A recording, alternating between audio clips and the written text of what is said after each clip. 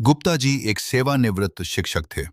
सेवानिवृत्ति के पश्चात वे अपनी पत्नी के साथ गुड़गांव के एक छोटे से फ्लैट में रहते थे। एक बार गर्मियों में उन्होंने पत्नी के साथ कश्मीर घूमने की योजना बनाई, लेकिन उनके इलाके में प्रायः प्रतिदिन चोरी की घटनाएं होती रहती थी, जिसके कारण वे अपने घर की सुरक्षा को लेकर बड़े चिंतित थे। कश्मीर जाने से पहले गुप्ता जी ने सोचा कि अगर उनकी गैर मौजूदगी में कोई चोर उचक्का घुस गया तो वो घर की सारी अलमारी और बक्से तोड़कर क्षतिग्रस्त कर देगा, क्योंकि उसे कोई नकद तो मिलेगा नहीं।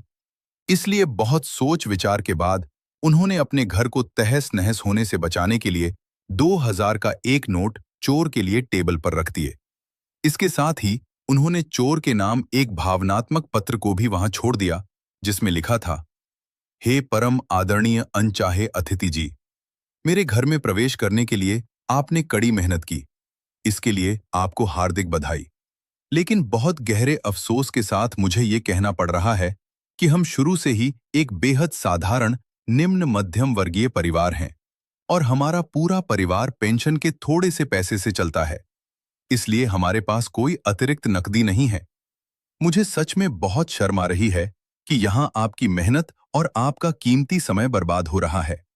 इसलिए मैंने आपकी पैरों की धूल के सम्मान में अपनी हैसियत के मुताबिक थोड़े से पैसे टेबल पर छोड़ दिए हैं। कृपया इसे श्रद्धा के साथ स्वीकार करें।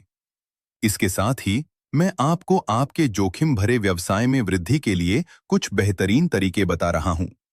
आप कोशिश कर सकते हैं। सफलता आपके कदमों को चूमेगी।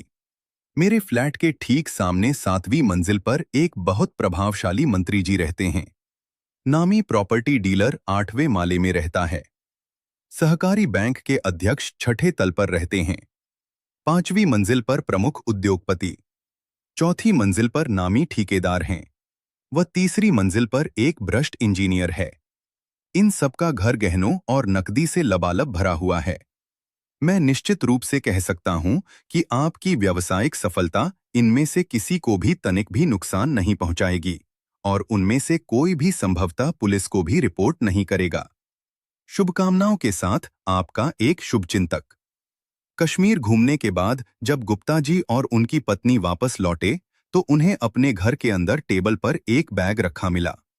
बैग में 5 लाख रुपए नकद और एक पत्र रखा देखकर वे दोनों बेहद हैरान रह गए। उस पत्र में लिखा था, आपके बेहतरीन दिशा निर्देश और मार्गदर्शन के लिए आपका बहुत बहुत धन्यवाद गुरुदेव। मुझे इस बात का बेहद अफसोस है कि मैं पहले आपके करीब क्यों नहीं आ पाया। आपके निर्देशानुसार मैंने अपने मिशन को सफलतापूर्वक पूरा किया। आपकी इस बहुमूल्य सहायता के बदले मैं गुरुदक्षिणा के तौर पर एक छोटी सी राशि आपके लिए छोड़े जा रहा हूं। भविष्य में भी मैं इसी तरह आपके आशीर्वाद और मार्गदर्शन की कामना करता हूं। आपका परम आज्ञाकारी चोर।